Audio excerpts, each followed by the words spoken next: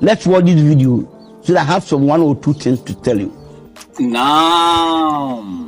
Kulingana na bahari ambazo zimetufikia kwa sasa, ikiwa ni saa 7 asubuhi na dakika 19 jioni mashariki za mchana, ni kwamba mtoto mmoja mwenye umri wa miaka 96 aliyezaliwa Tanzania, Nairobi CBD, kaunti ya Kirinyaga, wadi ya Kisumu, Mombasa, mji mkuu wa Murang'a, alifungiwa stesheni ya Mathare Mental Hospital Police Station baada ya kushikwa na wakulima wanachama wa DCI kwa makosa mawili. Kosa la kwanza ikiwa ni kuiba ndege private car aina ya Boxer yake William Uhuru Gachagua.